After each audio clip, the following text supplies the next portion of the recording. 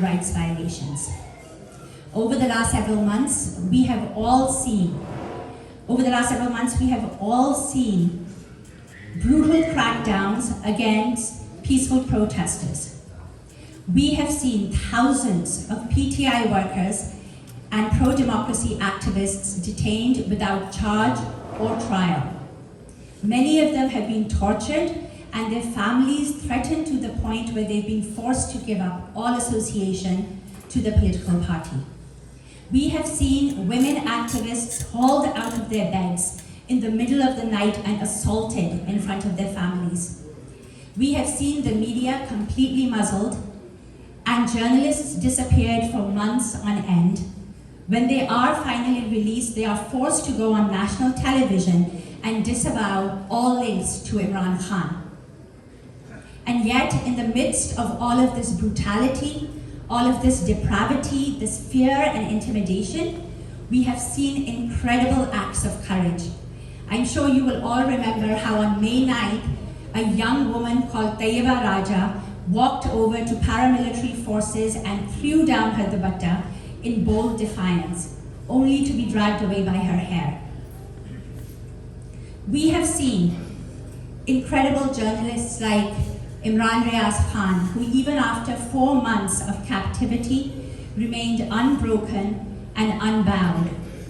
We have seen incredible lawyers like Rabia Bajwa and Khatija Siddiqui continuing to raise their voices against the military establishment, knowing the kinds of risks that they are facing and what their families are facing.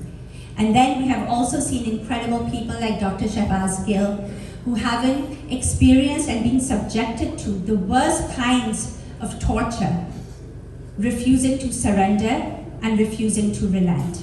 Please give him a round of applause for his courage. Ladies and gentlemen, as Pakistani Americans, it is now our time to show similar courage and show similar fearlessness. This is a pivotal moment for Pakistan. We all say that. This is a critical moment that Pakistan is going through, but this is also a very critical moment for us as human beings and as individuals.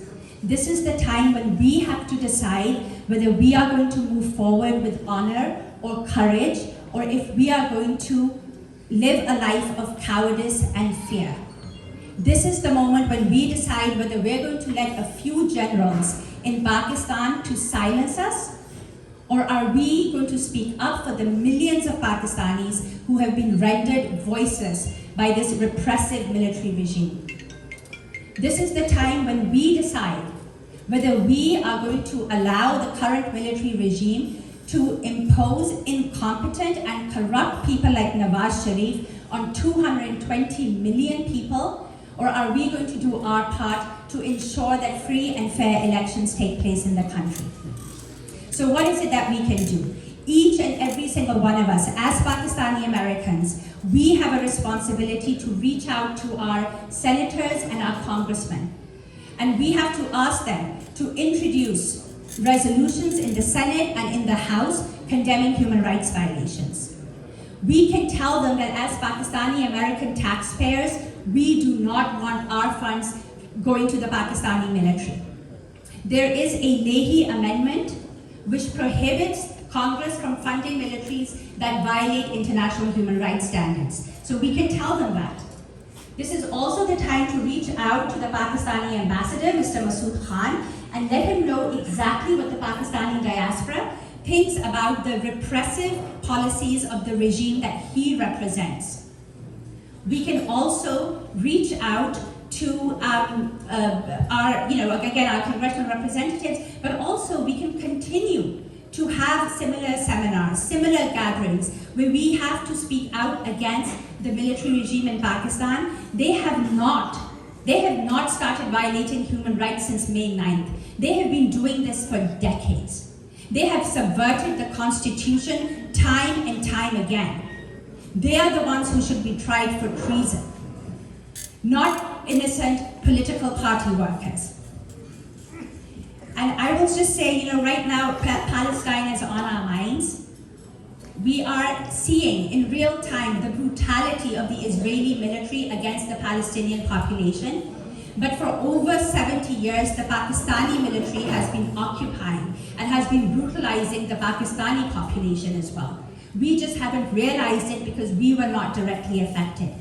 I'd just like to, before I finish, I would like to share a few verses by Ahmed Faraz Sahab, who wrote this about the Pakistani military decades ago, but unfortunately what he wrote applies to the Pakistani military today as well. अब पेशावर से लाहौर और मेहरान तक तुमने मक्तल सजाए हैं क्यों गाजियों, किस शहंशाह आली का फरमान है, किसकी खातिर है ये कुछ तो खू गाजियों, किसके ईमा पे है इतनी गारत करी, किसके आगे हो तुम सर निगूं गाजियों, जैसे बरतानवी राज में गोर खे बागियों पे सितम आम उनके भी थे, जैसे सफ़ा गोरे थे वियतनाम में हक परस्तों पर इल्ज़ाम उनके भी थे। आज तुम इनसे कुछ मुख्तलिफ तो नहीं, राइफलें वर्दियाँ नाम उनके भी थे। तुमने देखे हैं जमहूर के काफिले, उनके हाथों में परचम बगावत के हैं, पटरियों पे जमी पकड़ियाँ खून की, कह रही हैं ये मंजर क़यामत के हैं। कल तुम्हारे लिए प्यार सीनों में था, अब जो शोले उठे हैं वो नफ़रत के हैं। आज शायर पर भी कर्ज मट्टी का है, अब कलम में लहू है स्याही नहीं, खौल उतरा तुम्हारा तो जाहिर हुआ, पेशवर कातिलो तुम सिपाही नहीं।